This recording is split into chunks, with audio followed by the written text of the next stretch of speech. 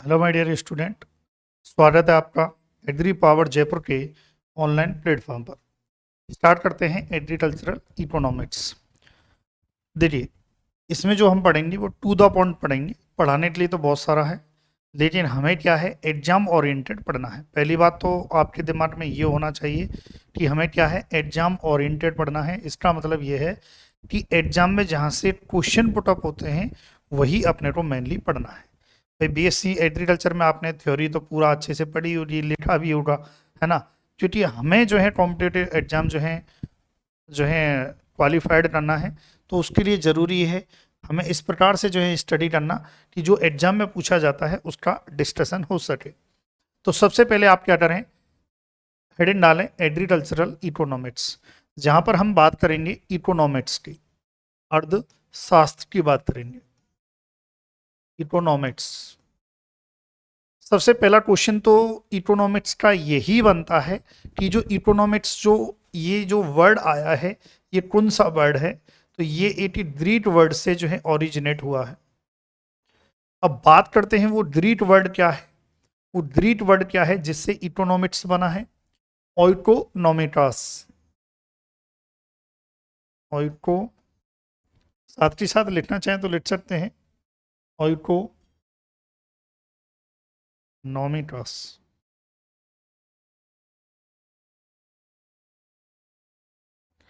ये वर्ड है जिससे जो है क्या बना है, याद रखना है, इकोनॉमिक्स शब्द की जो है उत्पत्ति हुई है, ओरिजिन हुआ है। तो पहला क्वेश्चन क्या बनता है कि इकोनॉमिक्स जो है, जो वर्ड है वो किससे ड्राइव हुआ है। तो याद रखना है एक ग्रीक वर्ड है ओइकोनोमिकास, जो है इससे जो है ये वर्ड ड्राइव हुआ है। क्लियर है यहाँ तक? अब इसमें जो है दो शब्द होते हैं। एक तो क्या होता है, ओइकोस होता है, और एक क्या होता है, नोमोज होता है। क्लियर है? यहाँ पर ओइकोस का मतलब होता है हाउस होल्ड, और यहाँ पर नोमोज का मतलब क्या होता है, मैनेजमेंट। देखा जाए तो हाउस होल्ड मैनेजमेंट जो है इसका अर्थ होता है, भाई देखा जाए तो एग्रीकल्चर इकोनॉमिक्स क्या है, भाई हमारा जो भी पैसे का जो भी लेन देन है वो इकोनॉमिक्स है। चाहे वो माइक्रो इकोनॉमिक्स की बात हो, चाहे वो मैक्रो इकोनॉमिक्स की बात हो। जब हम वर्ल्ड वाइड बात करते हैं, नेशनल लेवल पर बात करते हैं, तो कह देते हैं भाई मैक्रो इकोनॉमिक्स है। पूरे इंडिया की इकोनॉमी की बात करते हैं तो कह देते हैं भैया मैक्रो इकोनॉमिक्स है। और एक आप हुए, मैं हुआ, हमारी जो है पर्सनल जो है इकोनॉमिक्स की बात करते हैं तब कह देते हैं माइक्रो इकोनॉमिक्स है। धीरे धीरे हम इसके बारे में और जानेंगे। हमारा जो है पहला क्वेश्चन यहाँ से होता है, याद रखना है हाउस होल्ड मैनेजमेंट। अब दूसरा क्वेश्चन क्या बनता है, दूसरा क्वेश्चन की भाई इसके जो है फादर कौन है। तो दूसरा क्या है, फादर ऑफ इकोनॉमिक्स। वो कौन है, एडम स्मिथ। एडम स्मिथ, याद रखना है। फादर कौन है, फादर है Adam Smith. Father of economics जो है किसे कहा गया है, एडम स्मिथ को कहा गया है। इन्होंने जो है वेल्थ से संबंधित जो है डेफिनेशन दी थी, जिसको हम आगे डिस्कस भी करेंगे। इनकी बुक भी है वेल्थ ऑफ नेशन। यदि यहाँ पर जो है हम बात करें, आपसे पूछ लिया जाए कि बुक का नाम क्या है, तो wealth of nation, wealth of nation. यानी कि इन्होंने जो है, जो अर्थशास्त्र है, जो इकोनॉमिक्स है, उसको पूंजी यानी कि वेल्थ के फॉर्म में जो है डिफाइन किया था, है ना। वेल्थ के रूप में जो है इन्होंने इस चीज़ को, इकोनॉमिक्स को प्रदर्शित किया था। और इन्होंने, इनकी एक पुस्तक थी वेल्थ ऑफ नेशन, जो अराउंड 1776 के आसपास जो है ये पब्लिश हुई थी। क्लियर है यहाँ तक? तो याद रखना है, ये आप लिखिए। देखिए, father of economics Adam Smith है, लेकिन फादर ऑफ मॉडर्न इकोनॉमिक्स की बात करें तो जे एम कीनेस है। ये भी लिखेंगे आप। सबसे पहले आप ये लिखिए, फिर आगे बढ़ेंगे। चलिए, father of father of father of modern economics, यानी कि आधुनिक आधुनिक अर्थशास्त्र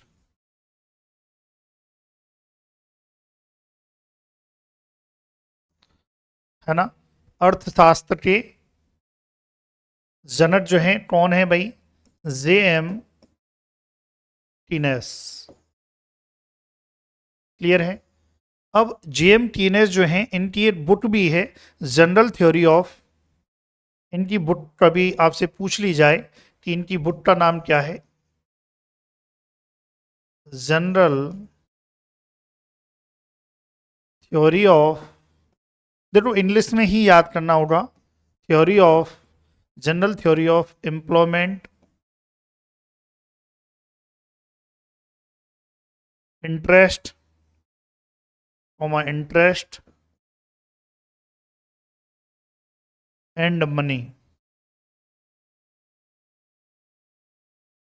ये भी याद रखना है, जिन्हें क्या बोला गया है, फादर ऑफ मॉडर्न इकोनॉमिक्स जो है बोला गया है, ये आपको याद रखना है। अब देखिए, आपको पता है जब भी हम कभी कुछ भी पढ़ते हैं तो अरस्तु या एरिस्टोटल जो हैं उनका जिक्र जरूर आता है।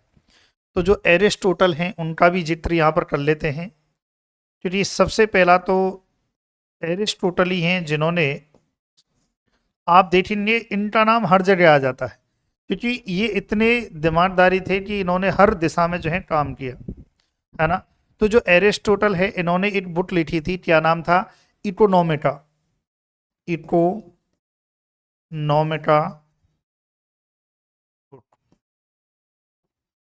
अगर आपसे पूछ लिया जाए कि इकोनॉमिका जो बुक है वो किसने लिखी है, तो एरिस्टोटल ने जो है लिखी है, याद रखना है।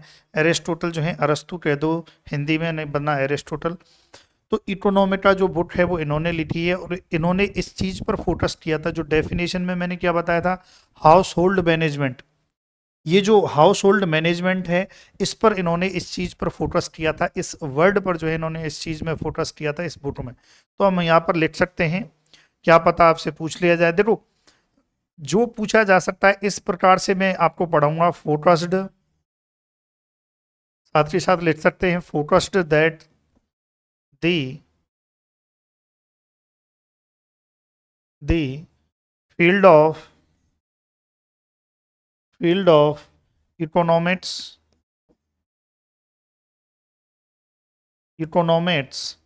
Deals with house hold management, deals with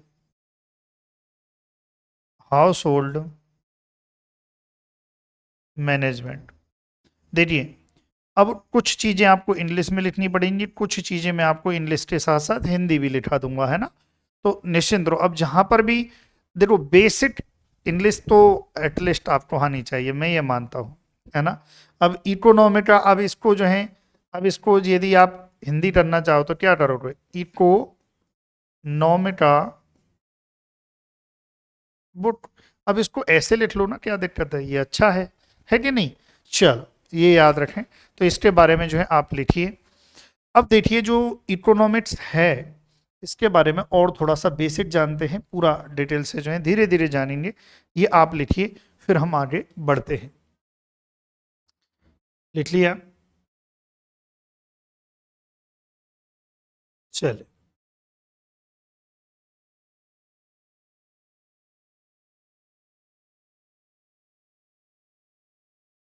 अब देखो कुछ डेफिनेशंस जो हैं दी गई थी, इससे रिलेटेड जो है, जो हम कह सकते हैं कुछ कॉन्सेप्ट कह सकते हैं, और डेफिनेशंस कह सकते हैं जो दी गई थी इकोनॉमिक्स पर, है ना। ये जो इकोनॉमिक्स की जो है डेफिनेशंस दी गई थी उनका कुछ ना कुछ बेसिक था, तो हम यहाँ पर लिख सकते हैं डेफिनेशंस।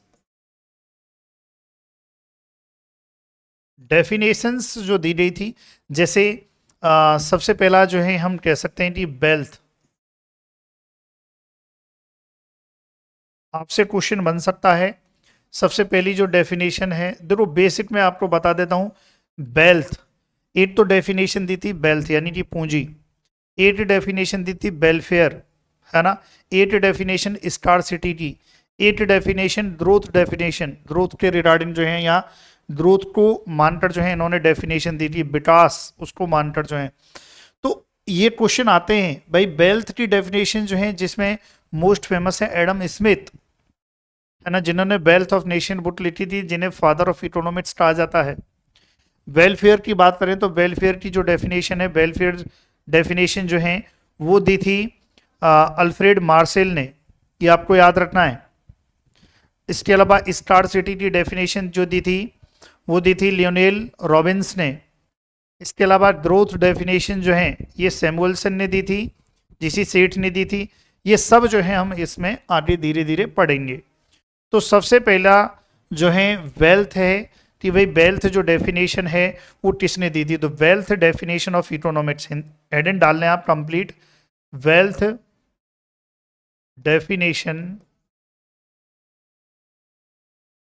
Of economics.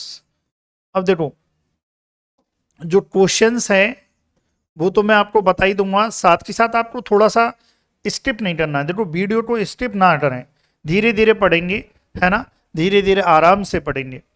देखिए वेल्थ जो डेफिनेशन है वो किसने दी थी, मेनली जो जिन्होंने दी थी वो दी थी एडम स्मिथ, एडम स्मिथ।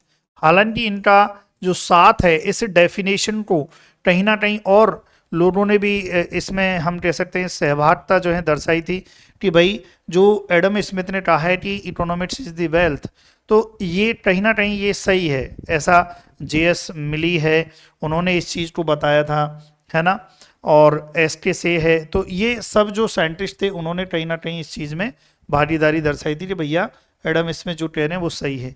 तो वेल्थ डेफिनेशन जो है किसने दी थी, याद रखना है एडम स्मिथ ने दी थी। अब इन्होंने क्या कहा था ये भी हम लिख लेते हैं।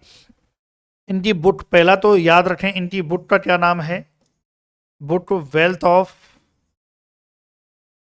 Of nation.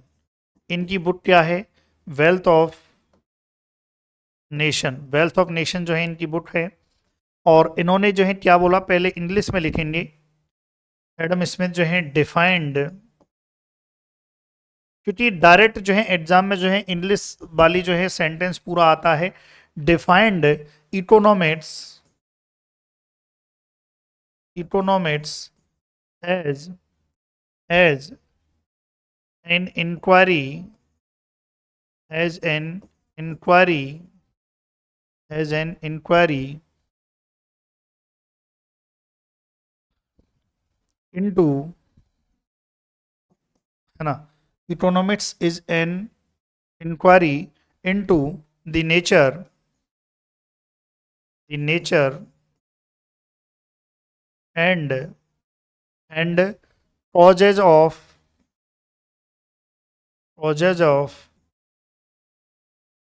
wealth of wealth of nations। थोड़ा इंग्लिश में ऊपर नीचे हो जाए एक ऐसा, तो उस पर ज़्यादा दिमाग मत लगाना कि सर कोई भी इंग्लिश आपने गलत लिख दी। अब देखिए ये डेफिनेशन एग्जाम में आती है, कई एग्जाम में मैंने जब क्वेश्चन देखे थे तो कई एग्जाम में ये डेफिनेशन एज इट इज आई थी, an inquiry into the nature and causes of wealth of nation. ये एज इट इज डेफिनेशन है, और वेल्थ ऑफ नेशन जिसमें आ गया, इसका मतलब समझ जाना कि किसकी बात हो रही है, एडम स्मिथ की बात हो रही है ना। या हम ये कह सकते हैं इन्होंने क्या बोला था, इन्होंने ये बोला था कि economics is the economics is the science of wealth, science of wealth, ये याद रखना है, ये इन्होंने बोला था, economics is the science of wealth. तो इस चीज को आप लिखिए, इस चीज को आप लिखिए कि इन्होंने जो है क्या बोला था। आराम से पढ़ेंगे, आराम से पढ़ेंगे, कोई जल्दी नहीं है। चलिए अगर हिंदी में लिखना चाहें तो हिंदी में जो है इन्होंने क्या बोला था, हिंदी में भी मैं बता देता हूं। अर्थशास्त्र, अर्थशास्त्र, साथ ही साथ लिखना चाहें तो लिख सकते हैं, अर्थशास्त्र एक ऐसा विषय है, एक ऐसा विषय है, एक ऐसा विषय है जो राष्ट्रों की संपत्ति, जो राष्ट्रों की संपत्ति की प्रकृति यानी कि नेचर, जो राष्ट्रों की संपत्ति की प्रकृति एवं कारणों की जांच से संबंधित है, एवं कारणों की जांच से संबंधित है।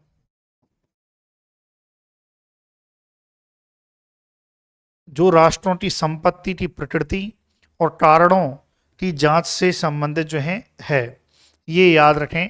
इस प्रकार इन्होंने ये कहा था, यह धन का विज्ञान है, धन का विज्ञान है। मतलब इकोनॉमिक्स क्या है? धन का विज्ञान, यानी कि साइंस ऑफ वेल्थ है। ऐसा किसने कहा? एडम स्मिथ ने कहा था। ये आपको याद रखना है। यानी कि धन केंद्रित परिभाषा, इंग्लिश में क्या कहेंगे?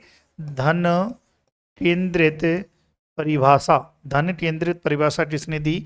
एडम स्मिथ ने दी। तो ये आप लिखिए भाई, है ना। इसके साथ साथ जो है इसका सहयोग करने वाले जो हैं वो थे जेवी से।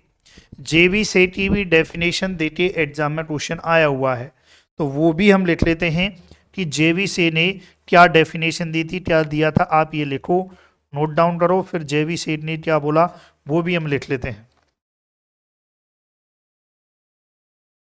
अब देखो इसी का जो है, जो वेल्थ डेफिनेशन है, इसमें जो है जेवी से पहले हिंदी में लिख देता हूं। इन्होंने जो है जो परिभाषा दी थी इसकी अर्थशास्त्र की जो परिभाषा दी थी, इन्होंने कहा था अर्थशास्त्र वह विज्ञान है, वह विज्ञान है जो धन की विवेचना करता है, जो धन की विवेचना करता है।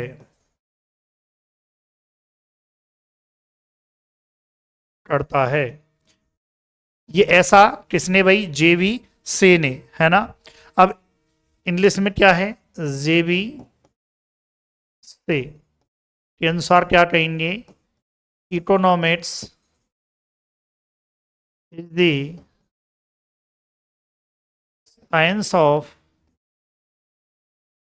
Science economics is the science which treats of wealth. अब ये आपको एज इट इज याद रखनी है भाई। इन्होंने क्या है? ट्रीट्स ऑफ वेल्थ, ये सेंटेंस आपको याद रखना है। जब तो जेवी से आएगा, वेल्थ ऑफ नेशन यदि डेफिनेशन में दिया हुआ है तब क्या आएगा? एडम स्मिथ आएगा। और दोनों से आप देखोगे एग्जाम में क्वेश्चन आया हुआ है। बोले सर ऐसा कैसे पूछा गया है? क्वेश्चन पूछा गया है economics is the science which treats with wealth. ये जो डेफिनेशन है वो किसने दी है? ये क्वेश्चन जो है एग्जाम में पूछा हुआ है, ये आपको याद रखना है ना। एक अच्छा, एक और है जो इससे संबंधित नहीं है। एक जो है एक क्वेश्चन आपसे और जो है एग्जाम में आ सकता है, कार्लाइल का, है ना। कार्लाइल, एक और थे कार्लाइल। इन्होंने कहा था इकोनॉमिक्स क्या कहा था? Economics as a dismal science. ऐसा किन्होंने कहा था? ये कहा था कार्लाइल ने। ये वेरी इंपॉर्टेंट है। डेसिमल्स का मतलब होता है निराशाजनक। डेसिमल का मतलब क्या होता है? निराशाजनक। ये किसने कहा? कार्लाइल ने। देखिए आपने, मैं बता दूं, ये जो कंटेंट जो मैं आपको पढ़ा रहा हूं, इकोनॉमिक्स का जो कंटेंट है वो पुस्तक में ही मैं आपको बता देता हूं। सुब्बा रेड्डी जो है, इस पुस्तक का जो है कंटेंट रहेगा। जो भी एग्रीकल्चर इकोनॉमिक्स जो रहेगी, जो भी यहाँ इस संस्थान में पढ़ाई जाएगी, वो इस पुस्तक को रेफरेंस मानकर जो है पढ़ाई जाएगी, है ना। सबसे किसी भी कॉम्पिटिटिव एग्जाम के लिए सबसे बेस्ट बुक मानी जाती है। वहीं से पूरा जो है क्वेश्चंस बनते हैं। इसके अलावा एक और बुक है जो क्वेश्चंस की बुक है, जो हम इकोनॉमिक्स में जनरली प्रिफर्ड करते हैं पढ़ाने के लिए वह बच्चों को। ये एक और बुक है के Nirmal Ravi Kumar objective agriculture economics, अच्छे क्वेश्चन हैं इसमें लेकिन बहुत हाई लेवल भी हैं, तो उसमें से जो भी हमारे यूजफुल रहे, इसके अलावा जो एग्जाम्स में आए हुए हैं वो भी क्वेश्चन हम यहाँ पर जो है एज ए थ्योरी के रूप में आपको प्रोवाइड कराएंगे, आप निश्चिंत रहिए, है ना, इस प्रकार से कि आप समझ जाओगे कि क्या कहना चाह रहा है। एक क्वेश्चन ये पूछा गया है, कार्लाइल का भी पूछा गया है कि किसने ये कहा था कि economics as a dismal science, है ना, ये याद रखें। इसके अलावा जेवी से ने किसका साथ दिया था, वेल्थ की डेफिनेशन दी थी, यानी कि एडम स्मिथ का साथ दिया था, जेएस मिल है ना, और यदि साइंटिस्टों की बात करें तो जेएस मिल है, इन्होंने भी अगर आपसे पूछ लिया जाए किसकी डेफिनेशन में साथ दिया था, वेल्थ धन केंद्रित परिभाषाओं की व्याख्या करने में इन्होंने साथ दिया था। इसके अलावा एफ ए बाटर हैं जिन्होंने साथ दिया था, जेएस मिल ने कहा था कि अर्थशास्त्र मनुष्य से संबंधित धन का विज्ञान है, यानी कि वेल्थ है जो है साइंस ऑफ वेल्थ है, लेकिन किससे, ह्यूमन से रिलेटेड, है ना, ये किसने कहा था, जेएस मिल ने कहा था, तो ये भी आप जो है नोट डाउन कर लें भाई, जेएस मिल ने साथ दिया था, है ना, जिन्होंने क्या कहा था, defined economics as defined economics as, ये भी वेल्थ से संबंधित हैं, as the practical of the practical science the practical science of production and distribution of wealth, distribution of wealth, ये डेफिनेशन जो है इन्होंने दी है, जेएस मिल ने जो है दी है, याद रखना है। चलिए इसको भी आप लिख लें। चलो ये वेल्थ से संबंधित जो हैं डेफिनेशंस हैं जो मैंने आपको बताई थी, ये आप लिखिए, फिर आगे और बढ़ेंगे। चलो लिख लें भाई।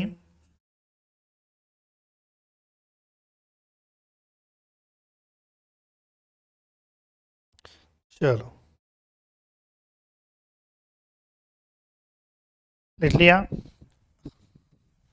हाँ भाई, अब आ जाइए दूसरे और डेफिनेशन जो हैं, वेलफेयर सेंटर्ड डेफिनेशन, सेकंड कौन सी है, वेलफेयर सेंटर्ड डेफिनेशन, है ना, ये जो है वेलफेयर सेंटर, जिसे हम क्या कहते हैं हिंदी में, कल्याण केंद्रित परिभाषा। अब यदि वेलफेयर सेंटर जो है डेफिनेशन की बात आती है तो सबसे पहले जिनका नाम आता है वो है अल्फ्रेड मार्शल, ये याद रखें।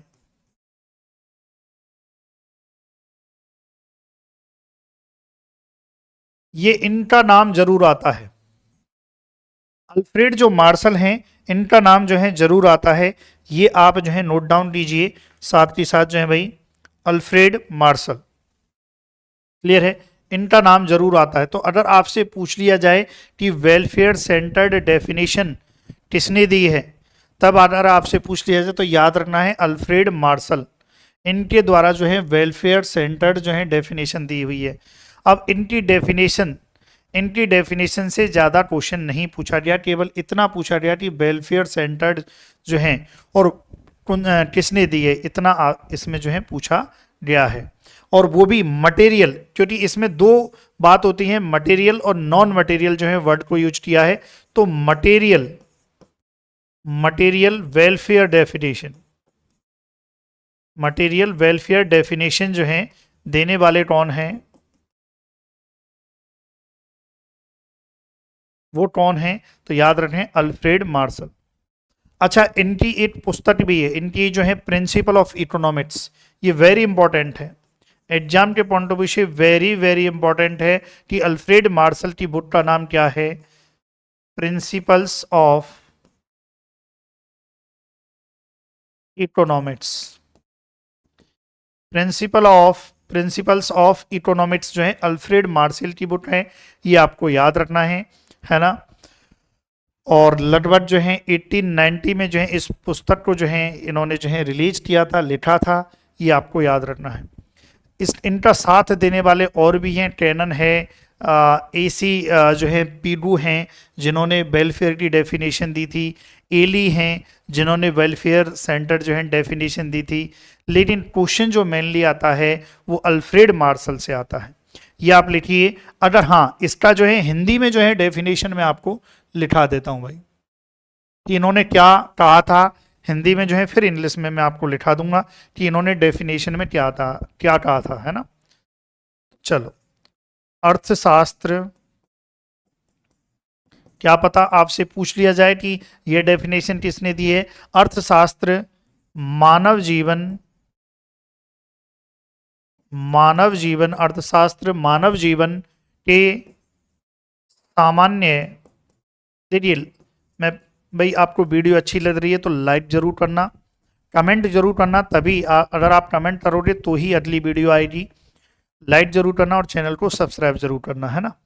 सामान्य व्यवसाय का, सामान्य व्यवसाय का अध्ययन है,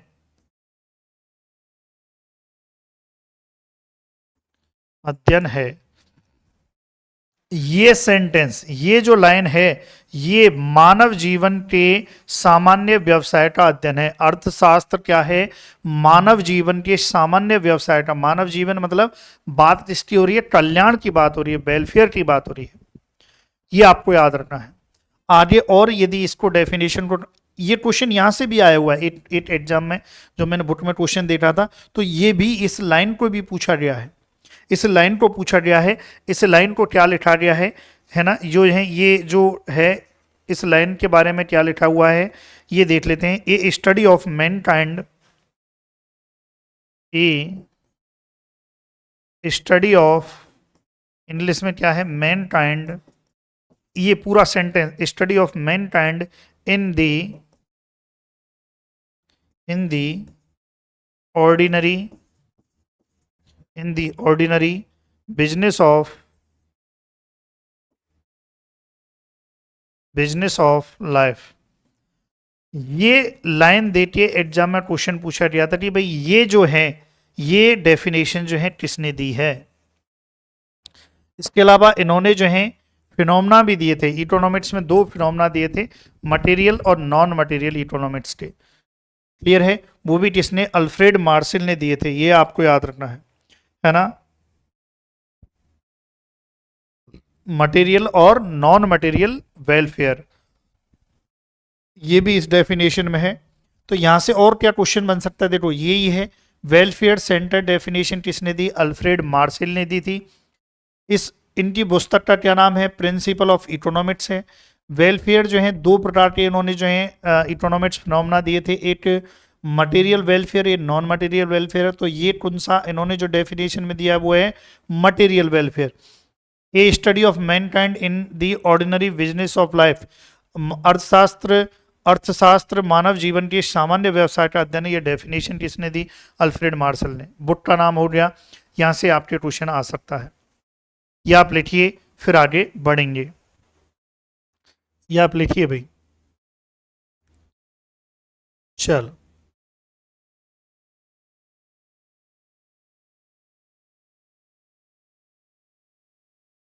लिखो।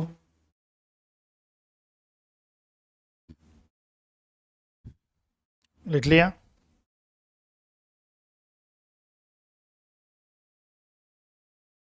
चलिए अब देखो एक थर्ड डेफिनेशन पे आ जाते हैं भाई। थर्ड डेफिनेशन, तीसरी जो है star city, star city definition क्या है, star city centred definition. Star city centred जो है डेफिनेशन, यानी कि सीमितता, हिंदी में क्या कहेंगे, सीमितता केंद्रित। मतलब इन्होंने कहा था, इन्होंने क्या इस चीज पर जोर दिया था कि भाई ठीक है, जो एडम स्मिथ ने कहा, अल्फ्रेड मार्शल ने कहा, ठीक है, लेकिन इन्होंने क्या है, एक अलग ही बात कही थी। जैसे एडम स्मिथ ने किस पर जोर दिया था, धन जो हम कह सकते हैं वेल्थ पर जोर दिया था। प्रोफेसर मार्शल ने किस पर जोर दिया था, वेलफेयर यानी कि भौतिक कल्याण पर जोर दिया था। इकोनॉमिक्स को किससे जोड़ के बताया, भौतिक कल्याण यानी कि वेलफेयर से जोड़ के बताया। इन्होंने जो है, किन्होंने है, रॉबिन्स ने, है ना। इसमें जो बड़ा नाम आता है वो आता है लायोनेल रॉबिन्स।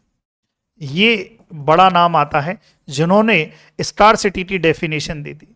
इन्होंने इसी चीज को जोड़ के बताया था कि सीमित साधन यानी कि जो लिमिटेड रिसोर्स होते हैं, वो उन लिमिटेड रिसोर्स के द्वारा मनुष्य की जो आवश्यकताएं होती है, आवश्यकताएं कैसी, असीमित आवश्यकताएं, ह्यूमन बीइंग की अनलिमिटेड जो वांट्स होती हैं, उनको फुलफिल कराने के लिए, मतलब हम कह सकते हैं एक तो लिमिटेड रिसोर्स हैं अपने पास, और एक मनुष्य की बहुत सारी अनलिमिटेड वांट्स हैं, इच्छाएं हैं। उन दोनों में आपस में जो संबंध बताया था, संबंध को बता के, और क्या डेफिनेशन दी थी उन्होंने, स्टार सिटी की डेफिनेशन दी थी। स्टार सिटी की, अब ये सीमितता की क्यों डेफिनेशन दी, क्योंकि हमारे पास क्या है, लिमिटेड रिसोर्स हैं। आप देखेंगे हर जगह लिमिटेड रिसोर्स हैं, लेकिन उनका अल्टरनेट यूज भी है। लिमिटेड क्यों है भाई, कोई एक रिसोर्स है, जैसे कि मान लेते हैं हमारे पास दूध है, दूध रिसोर्स है। अब इस रिसोर्स का बहुत सारे वैकल्पिक माध्यम हैं, आप पी सकते हैं, खोआ बना सकते हैं, मावा बना सकते हैं, मिठाई बना सकते हैं, अलग और कुछ बना सकते हैं दूध का। यानी कि हमारे पास दूध तो उतना ही है। अब यदि केवल आप उसको पीने में यूज करते तब तक तो ठीक था, लेकिन आपने उस सोर्स से और भी चीजें बनाई, तो कहीं ना कहीं जो दूध है वो कैसा हो गया, लिमिटेड हो गया। और ये जो लिमिटेड रिसोर्स हैं और ह्यूमन बांड्स हैं, वो भी ह्यूमन बांड्स कैसी, अनलिमिटेड।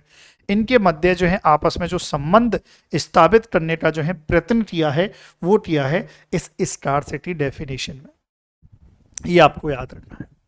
रॉबिन्स ने, जो लियोनेल रॉबिन्स हैं, जो विख्यात अर्थशास्त्री हैं, है ना, लियोनेल रॉबिन्स, हिंदी में क्या कहेंगे, लियोनेल रॉबिन्स। अब इनकी एक पुस्तक है, फेमस है। पहला क्वेश्चन तो यही बनता है कि स्टार सिटी सेंटर जो है डेफिनेशन किसने दी थी। एक इनकी बुक है जो वेरी वेरी इंपॉर्टेंट है ना। उस बुक का क्या नाम है, द नेचर एंड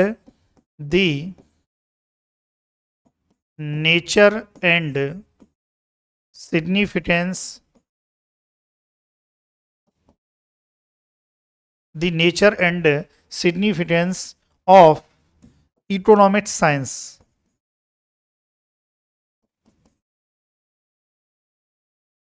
ये क्वेश्चन बनता है, 100% बनता है एग्जाम में कि इनकी पुस्तक क्या है, और स्टार सिटी सेंटर जो डेफिनेशन है उसमें किसने दी थी, वो लियोनेल रॉबिन्स ने दी थी। यदि इसको हम इन्होंने जो डेफिनेशन दी थी वो भी एग्जाम में पूछी गई है कि इन्होंने क्या डेफिनेशन दी थी, तो वो डेफिनेशन इंग्लिश और हिंदी दोनों में लिख लेते हैं। इकोनॉमिक्स इज द साइंस, क्या है, economics is the science, economics is the science which studies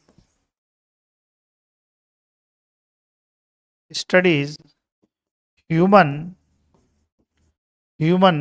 behavior,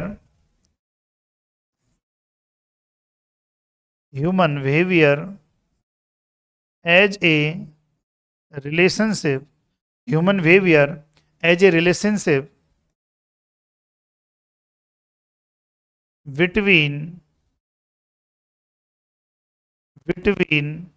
between ants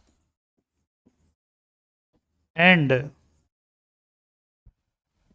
stars, means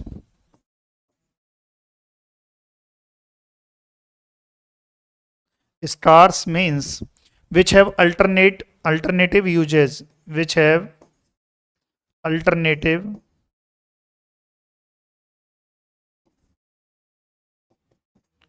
uses. देखिए यहां पर इस डेफिनेशन में क्या जो मैंने बताया था ना कि ह्यूमन बिहेवियर, इन्होंने इसमें जो है इन्होंने ये डेफिनेशन दी है कि economics is the science which study human behaviour, जो मनुष्य के व्यवहार की स्टडी करती है। उस व्यवहार में भी कौन से रिलेशनशिप की स्टडी करती है, ends, ends between ends, ends का संबंध क्या है यहाँ पर, एंड्स मतलब यहाँ पर है ह्यूमन वांट्स से, ह्यूमन वांट्स यानी कि मनुष्य की आवश्यकताओं से है, अनलिमिटेड आवश्यकताओं से है। And stars, stars mean which have alternative uses, यानी कि यहाँ पर दो बातें हो रही हैं, यानी कि कमी, कमी यानी कि लिमिटेड रिसोर्स,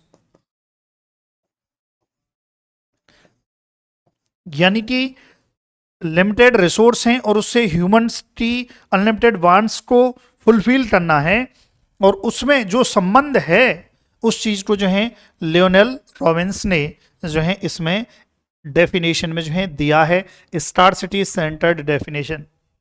अब देखो इससे इजी क्यों नहीं समझा सकते, क्योंकि इसकी जो भाषा है, लैंग्वेज वो इसी प्रकार से है ना, ये ध्यान रखें। अब इसको हिंदी में भी लिख लेते हैं। अर्थशास्त्र का, अर्थशास्त्र वह विज्ञान है जिसमें साध्यों तथा सीमित और वैकल्पिक प्रयोग वाले साधनों से संबंधित मानव व्यवहार का अध्ययन किया जाता है ना। चलो ये काफी है, चलो वो छोड़ो उसको। तो ये भी क्वेश्चन पूछा गया है, तो याद रखना है। इसका एक सिंपल सा फंडा बताता हूं, जिस भी डेफिनेशन में स्टार्स आ जाए तब समझ लेना एग्जामिनर जो है किसकी बात कर रहा है। स्टार सिटी डेफिनेशन और स्टार सिटी डेफिनेशन लियोनेल्स रॉबिन्स ने दी थी, इसकी बात कर रहा है। तो यहां पर जो है आपको लिखना है, समझना होगा आपको, है ना भाई दादा। जो लियोनेल्स रॉबिन्स हैं, इन्होंने इस चीज को भी माना था कि कुछ चीजों को आ, मतलब चार चीजों पर हम कह सकते हैं इनका जो दृष्टिकोण था ना, देखो एक तो इस चीज पर था कि आवश्यकताएं, जो मनुष्य की आवश्यकताएं होती है वो कैसी होती हैं, अनलिमिटेड होती हैं, इस चीज का ध्यान रखा। इन्होंने एक और चीज लिमिटेड रिसोर्स है, इसके अलावा अल्टरनेटिव यूजेज है, कोई भी जो रिसोर्स है उसका अल्टरनेटिव यूजेज होता है, जैसे कि दूध है, दूध से दही बनाना, खाना, डायरेक्ट पीना, मिठाई बनाना, अल्टरनेटिव यूज हो गई। अपने पास लिमिटेड रिसोर्स है, दूध उतना ही अपन बढ़ा तो नहीं सकते हैं ये। इसके अलावा जो ह्यूमन बॉन्ड्स होती हैं, कभी ह्यूमन इसकी इच्छा करता है, कभी इच्छा ये बदल जाती है, भाई मनुष्य की इच्छाएं बदलती रहती हैं, तो ये और है।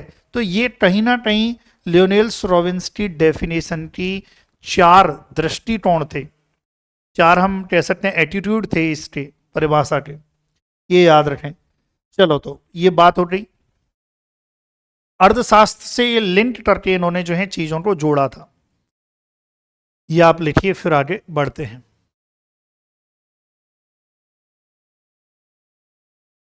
चलिए,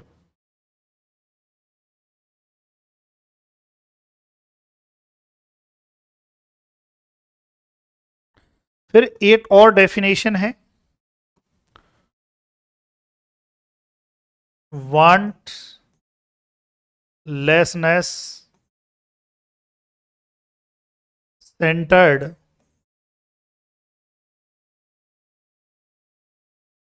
डेफिनेशन। ये आप 8 सेकेंड आप हेडिंग डालिए। हाँ, ये डेफिनेशन है जिसमें मेनली जो जिक्र आता है वो आता है जेके मेहता का। किसका आता है, जेके मेहता। अगर आपसे क्वेश्चन आ जाए कि वांट्स लेसनेस जो डेफिनेशन है इकोनॉमिक्स की, वो किसने दी थी, जेके मेहता ने। इन्होंने क्या कहा था, economics is the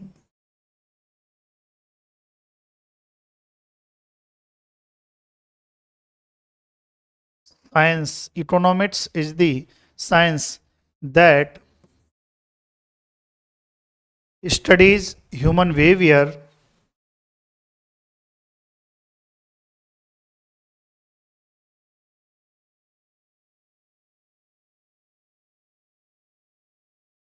human behavior as a means, as a means to the end of wantlessness, end of wantlessness, ये इन्होंने जो है डेफिनेशन दी थी, ये आपको याद रखना है। चलिए, मतलब इन्होंने क्या है, जेट ये जो मेहता है, ये भी, ये अच्छा, ये भारतीय भारतीय हैं, इंडियन है ना, जेट ये मेहता, जिन्होंने वांटलेसनेस जो है सेंटर डेफिनेशन दी थी, है ना। एक नया तरीके की हमने इसमें जो है डेफिनेशन दी थी, समझ रहे हो, तो इस चीज को आप लिखें। चलिए, इसमें मानव के आचरण अध्ययन की जो है, इसके अलावा इसकी जो मानव की आवश्यकताएं हैं उससे संबंधित जो डेफिनेशन है वो किसने दी थी, ये आपको याद रखना है। कौन थे भाई, जेके मेहता थे, बस ऐसे याद रख लो, बाकी अभी तक इसमें से क्वेश्चन नहीं आया है ना। आवश्यकता विहीनता, इसे हम हिंदी में क्या कहते हैं, आवश्यकता विहीनता। इसके अलावा आ जाइए, एट है definition, growth centred definition, growth centred, या हम हिंदी में कह सकते हैं, अच्छा ये जो ग्रोथ सेंटर्ड डेफिनेशन थी, ये सभी की सभी जो है मॉडर्न डेफिनेशन मानी जाती है। अगर आपसे बात पूछी जाए कि मॉडर्न डेफिनेशंस जो हैं किसने दी, तो वो 2-3 साइंटिस्ट के नाम है, वो मैं बता दूंगा, उससे बाहर नहीं आएगा। या हम ये कह सकते हैं, इसको हिंदी में क्या कहेंगे, विकास केंद्रित या आधुनिक, विकास केंद्रित, विकास केंद्रित या आधुनिक परिभाषा। मतलब यह है, इन परिभाषाओं में अर्थशास्त्र को, इकोनॉमिक्स को किससे जोड़ दिया, विकास से जोड़ दिया, किसे, डेवलपमेंट से जोड़ दिया, ग्रोथ से जोड़ दिया, ग्रोथ मतलब विकास से जोड़ दिया, है ना। किसको, इकोनॉमिक्स को जोड़ दिया। किसने जोड़ा था, सैमुअलसन, पॉल सैमुअलसन, जिसमें हम नाम आता है पॉल सैमुअलसन का, ये इनका नाम आता है ना। जेएम टीनेस का, इनका भी नाम इसमें आता है, ये भी आपको याद रखना है। इसके अलावा केजी सेठ, इनका भी इसमें जो है नाम आता है, किसमें, ग्रोथ सेंटर्ड डेफिनेशन में। तो ये आप जो है लिखिए, क्या है क्या नहीं है। चलिए, ग्रोथ सेंटर्ड डेफिनेशन, जो केजी सेठ थे, इनकी डेफिनेशन क्या थी, वो एक जनरल बता देता हूं, हालांकि अगर क्वेश्चन वैसे आया हुआ नहीं है, अगर आपसे क्वेश्चन पूछ लिया जाए कि कौन है भैया जिन्होंने ग्रोथ सेंटर डेफिनेशन दी थी, पॉल सैमुअलसन, ये आपको याद रखना है। कौन है भाई, सैमुअलसन है और जेएम टीनेस है, क्लियर है। और केजी सेठ है ना, जिन्होंने जो है डेफिनेशन दी है किसकी, ग्रोथ सेंटर्ड डेफिनेशन किसकी, इकोनॉमिक्स की। मतलब इकोनॉमिक्स को किससे जोड़ा है, डेवलपमेंट से, विकास से, ग्रोथ से जोड़ा है। इन्होंने क्या कहा था, इन्होंने इनकी डेफिनेशन लिख देता हूं, economics studies, economics studies, studies human behaviour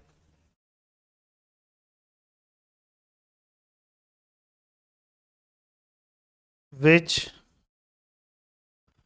is concerned, which is concerned with change, with changes and growth in means,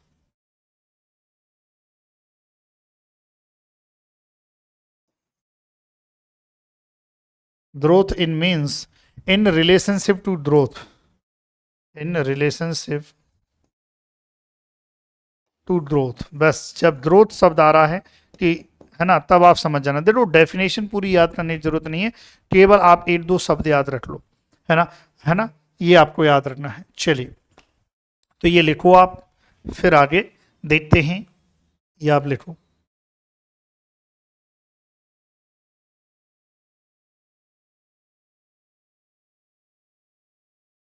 लिख लिया।